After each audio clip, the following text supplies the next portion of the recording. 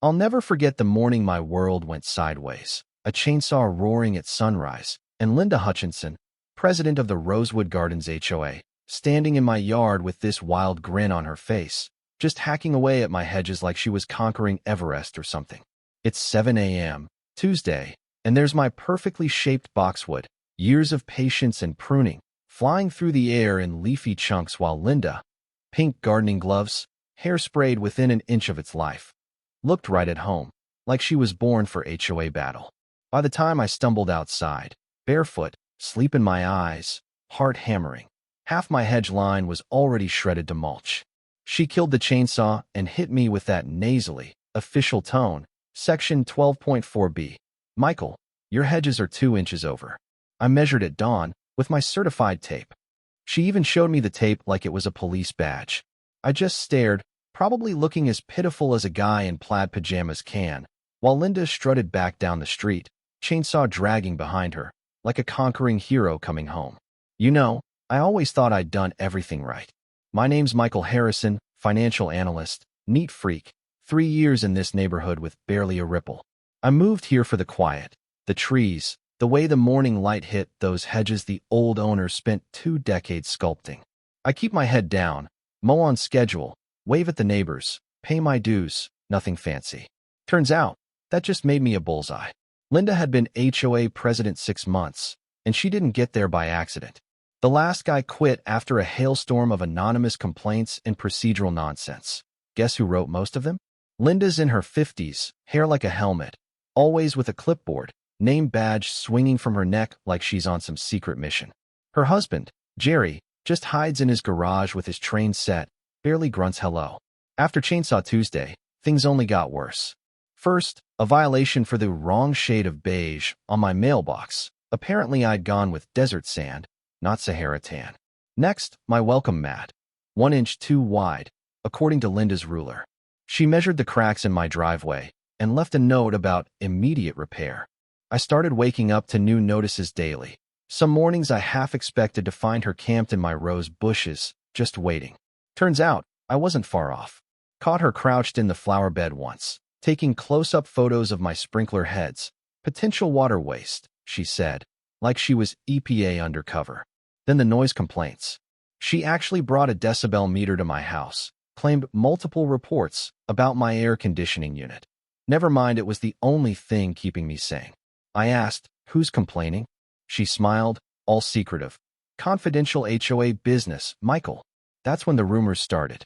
At the next HOA meeting, Linda floated the idea that I was running some shady business from home because I got too many Amazon deliveries. Odd hours, suspicious packages. Who knows what's going on? She'd whisper to anyone who'd listen. I work East Coast hours, and if ordering toilet paper online is a felony, lock me up. She started implying I might be dealing drugs, that my recycling bin was suspiciously full. Then the flyers showed up, bad Photoshop jobs of me vandalizing property, letting my imaginary dog crap on lawns. Thing is, I don't even have a dog. She had those flyers in every mailbox on the block, asking if folks really wanted this kind of resident in their community. My trash cans got knocked over, my newspaper vanished, packages got tossed over my back fence, always just out of reach of my security cameras. So, I put up more cameras.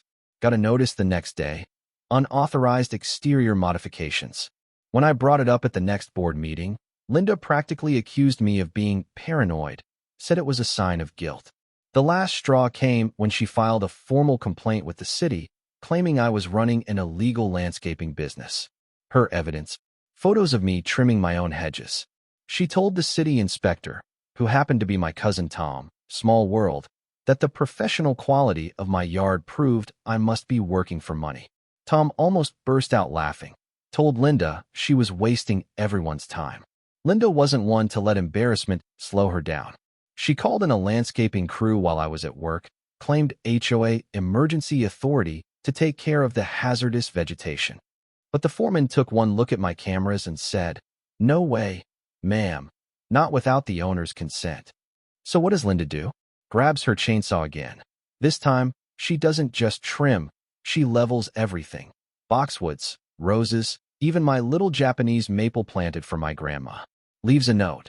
Vegetation remediated per section 18.7c. I mean, who does that? But here's where she messed up. All of it, caught on high-def security footage, her giggling, waving at the camera, pausing for a selfie.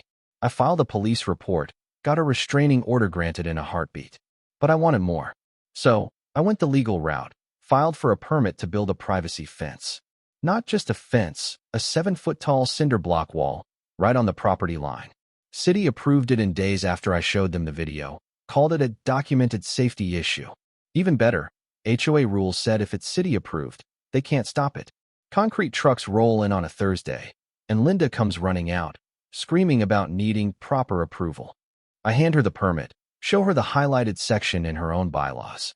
She just stands there, speechless, while the crew starts laying the foundation.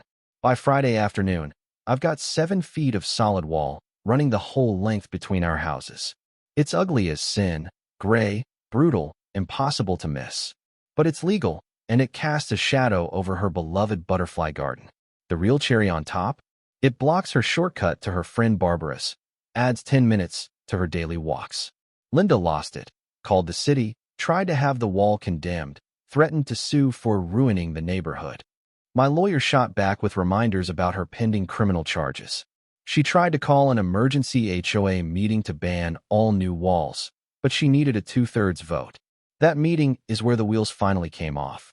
Someone, never figured out who, but bless him, leaked my security footage to the local news.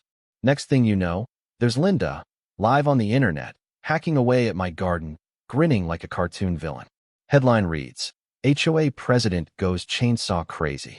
The footage included her late-night prowling, measuring grass at 2 a.m., photographing my window treatments at 4, testing my doorbell at midnight.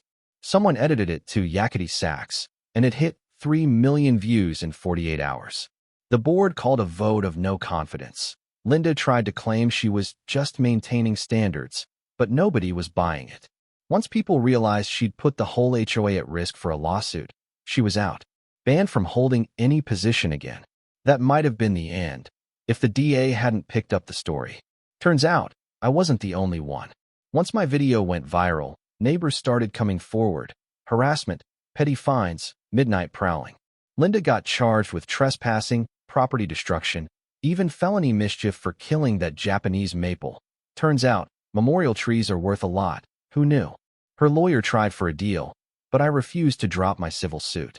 Altogether, the judge ordered her to pay $30,000 in damages, $12,000 for my legal fees, and gave her 2 years probation plus 300 hours of court-ordered community landscaping.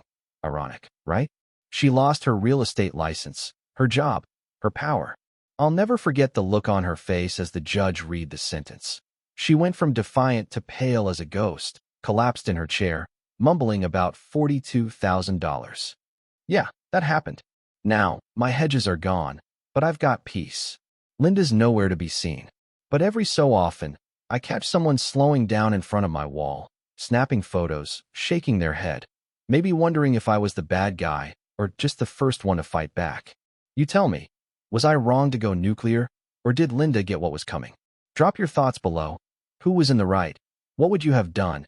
And do you think HOAs ever really keep the peace? I'll be reading every comment. Let's hear your wildest HOA.